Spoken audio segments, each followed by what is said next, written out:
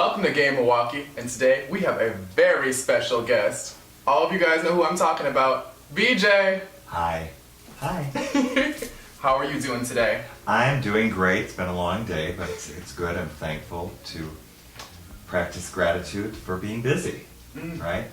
Yes, and speaking of which, I have to just embarrass you on the camera. Yeah. Everyone loves you. When people heard word you're going to be on the show, so many people just lit up like, Really? yes! That's so nice, you know? Yeah. That's wonderful. You're beloved. Well, you know, I'm thankful for that. Another gratitude thing, but I think, you know, the truth is I'm the person with homespun wisdom, which is like, if you put out good, it comes back to you. I'm just serious. So it makes me happy that people think that. It really does. It's wonderful. That's great.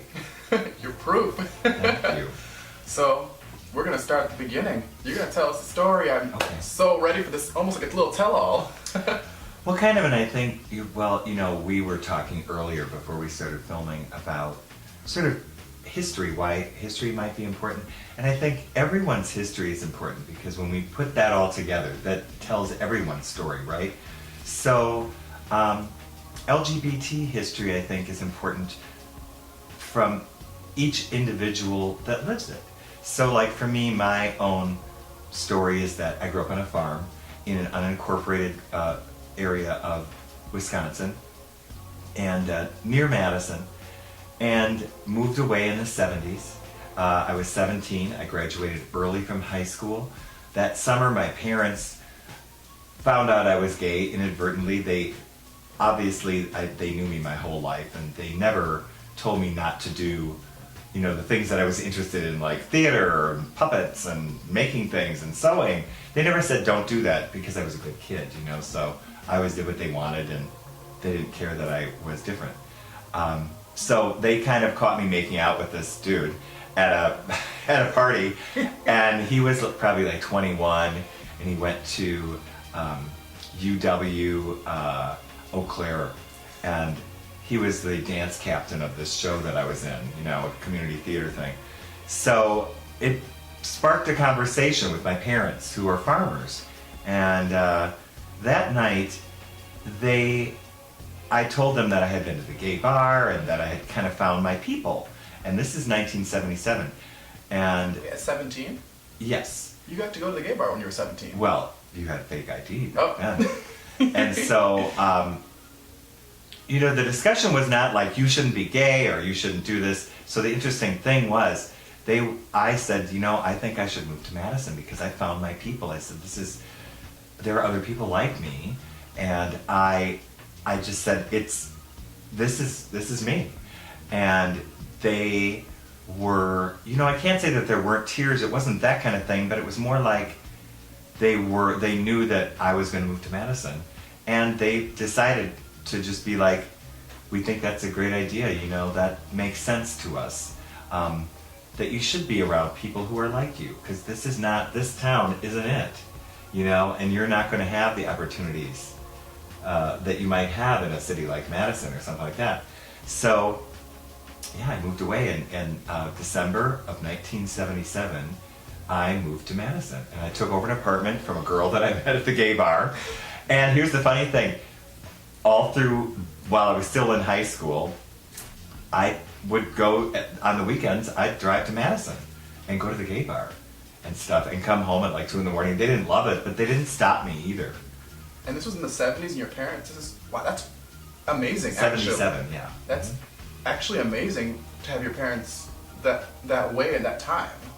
Well, I think, my parents were just practical people. Like, what were they going to do? Wrestle me to the ground? They weren't those kind of people. They really were pragmatic. They were people that thought this kind of thing makes sense. Our kid's always been different. Our kid asked for a doll at 3 years old, wanted to learn how to sew, was an artist, did all, things that were definitely, I was always creative. So, how could they argue with that? It was the last piece of the puzzle, kind of. I can't say that they were like jumping for joy, but they were also accepting. Yes. Completely. And, I have my mom's diaries. She died this year. And I have her diaries, and some of them are really difficult to read because I caused a lot of heartache too. I read some of those things in later years, and it's hard to read, but you still have to do what you do, you know. Like we said, our histories are what it is. So yeah, great time to come out as a young person. Pre-AIDS era, discos were big, and discos back then were just these big sweaty, you know, glamorous places, and honestly, straight people and gay people danced together, you know, all the time, and, you know, really, morals were pretty loose. You know, I would have a competition with another friend of mine, because we were young twinks. I mean, we were pretty, you know, little twinks. And we would always be like, well, I'm going to get him, and I'm going to get him. For the last call, seriously, we would, like, choose who we're going to, like, make out with. You know what I mean? Like, serious. And then I saw, you know, really kind of my first drag show, which there weren't a lot. And I was like, wow, you know, I could do that. And I was kind of being androgynous already. I would always have on, like, mascara and, like, blush and whatever. And so I thought, well, you know, I could do that too. And so that was how it started. Yeah. So you have to tell us about the first time. Oh, really? Wow. Well, I had a friend that worked at a department store, and he always went in drag on the weekends. And her name was Rosa. Jacques was his real name, Rosa. And we would get together, have drinks at her place, and she would sometimes get us like matching outfits. And we were both just kind of young, inexperienced queens, but we would, you know, wear these like polyester disco dresses and like wedges. And I remember like a big frizzy wig, and I didn't even put foundation on. I didn't even shave then. I mean, really.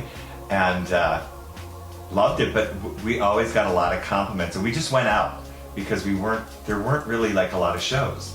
And then I can't remember how it happened, but somebody was like, they're gonna put on a show, you know, and you should do something. And I did.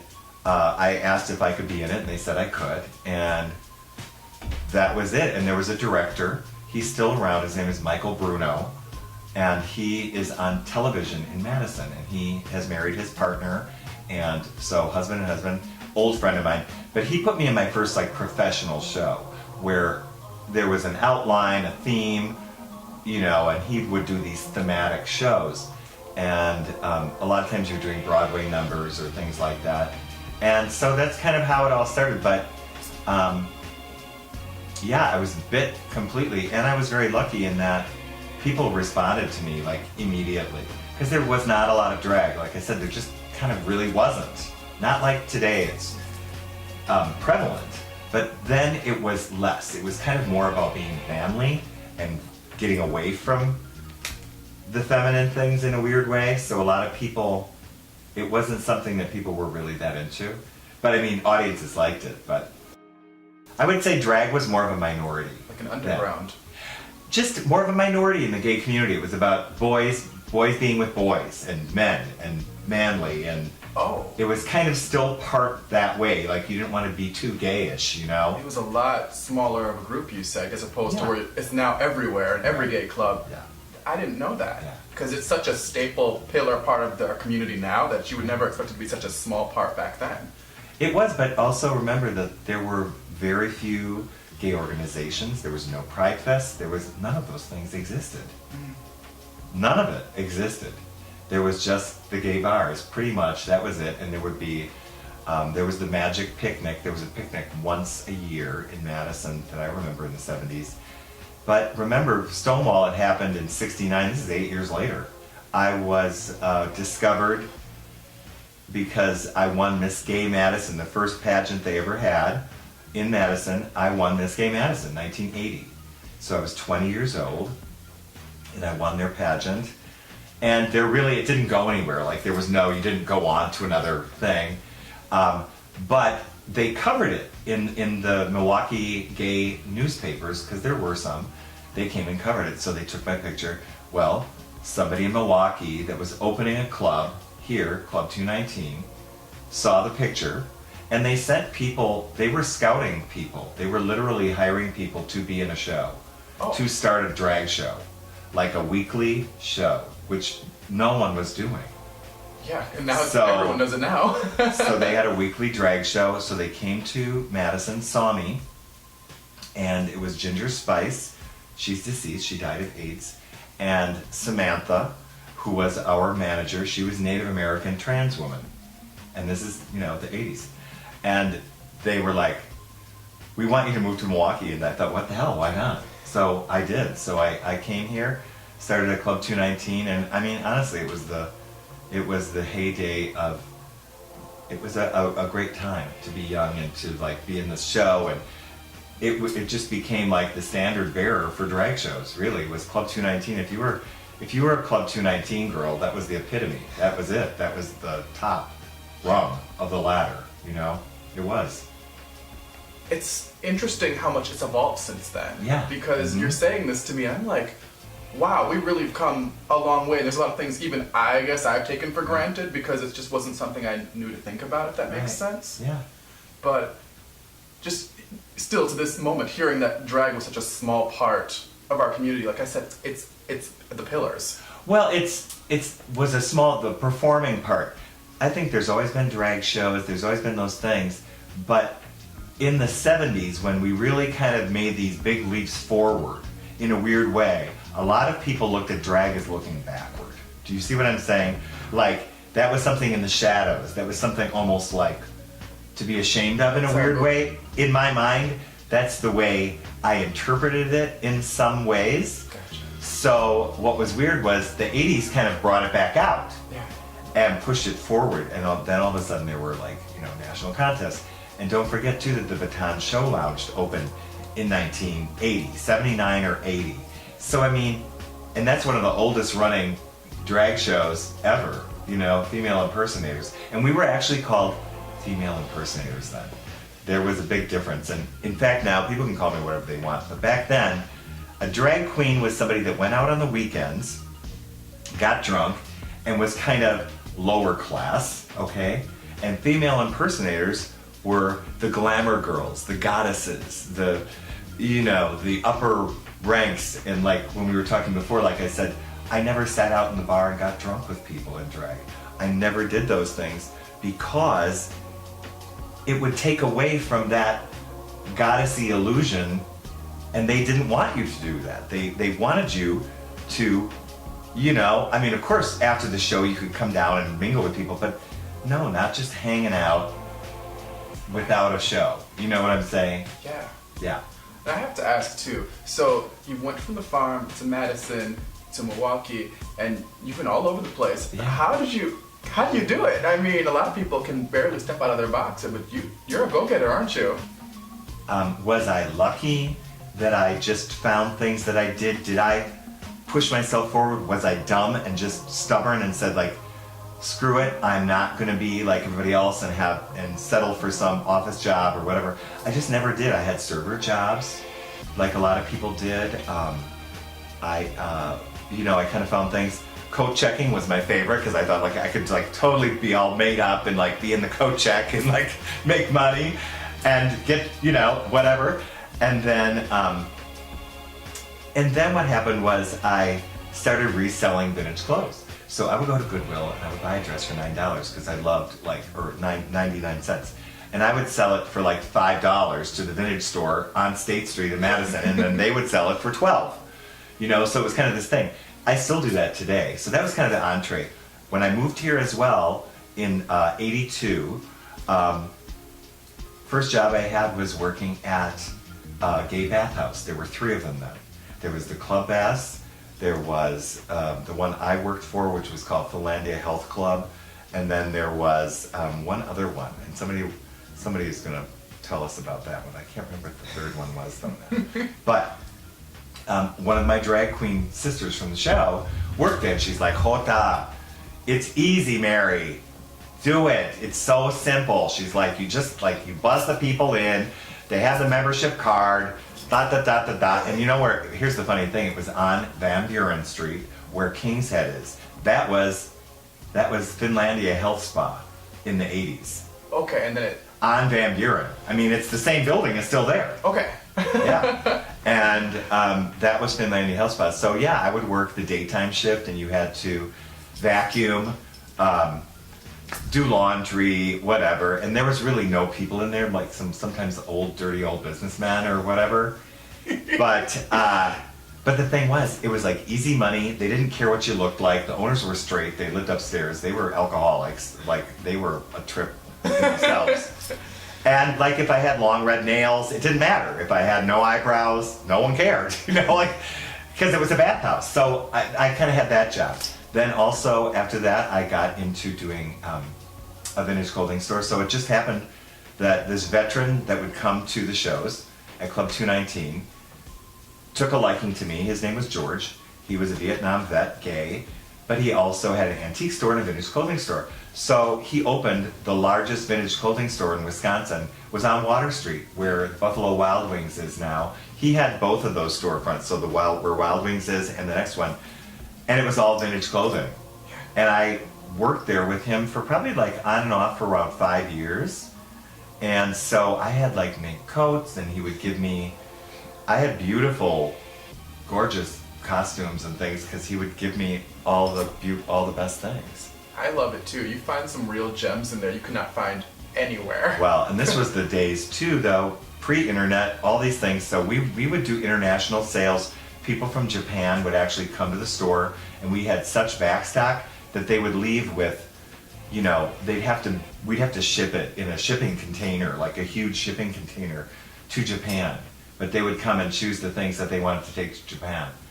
And so, you know, they would call you on the phone and be like, oh, it's so-and-so from whatever in Japan is going to come next week. And so make sure to pull all the Harris tweed coats and put them over here. It was a big operation. So I left Club 219 in 95, and I pursued really fashion and my hair career and doing those things. And I, you know, worked extensively in New York and different places. And then, you know, 2012 came, and my friend Jordan, the same one I worked with, was producing a big benefit fashion show. And she said she always knew about B.J. Daniels, even though when I was doing her hair, I had already retired, okay? So she said, well, what would it take to get you to do a number for my big 20s themed fashion show? And I mean, now, I had not done anything in 17 years, and I just said to her, you know what? I'm egotistical. I saved one dress. If that dress still fits after 17 years later, I'll do it. And of course, it was like, yep. The universe just made it. Well, and then I wore it for the first publicity picture I'd done in 17 years. That was a photo done by John Grant for this benefit. And that kind of started again. It's been a fun journey, though, coming back. It really has. It's been, because things have changed. During that 17-year period, sure, you know, drag kind of exploded. It did all these different things, and, you know, and then here I am. I'm like, I'm kind of back in it, and it's interesting. It's interesting, too, on that note, because I feel like between the hairdressing, the makeup, the fashion, and all the, you know, thrift shops and the people skills, it all kind of came together to make you who you are today. A really well-lived life isn't about money. It's not about any of these things. What it's really about is, it's a collection of experiences that polish us, that make us grow, that make us reach. So you learn from experiences. So the person that doesn't reach for more experiences is going to be less well-rounded than that person that keeps reaching. Every time, something new, something different. And it's something that I've always done. Like, I never once thought, oh gee, I can't go to Fashion Week and be with the International Press Corps. I never even thought that. I know it's stupid and it's not egotistical. It never dawned on me that I could not do that, or it never dawned on me. Because there are no limits. Well, I never thought that I could not be successful doing whatever I put my mind to. That's half the battle. Well, it's true, but I do think a lot of folks just need to find that and find themselves and be authentic and do the things. Yeah, I think when you really are passionate about something, it just gleams through you. You know, something about you feels you have to do it. Right. And I think some people get inspired by other people doing their truths and their passions, and that's great. You know, I'm not knocking them, but at the same time, there's a difference. Yes. And as we all know, it shows through. You know, there's very few people, honestly, I always say, like, I hold no hatred for anyone. My friend Alexandra Billings, we worked together in the 80s at Club 219, and she went on to marry her partner. She's a trans woman. She's on Broadway right now, and closing on Broadway right now. She was on Transparent. She was on How to, you know, Commit Murder. I turned it on one time, and I'm like, oh my God. And she's also a theater professor at USC and lives in California. But she wrote a thing, she wrote a letter to Trump that was really interesting in the tone. The tone was perfect. And she said, you know, I don't hate you because, in other words, she was really saying, like, I release myself from hating you because you can't hate people that don't care.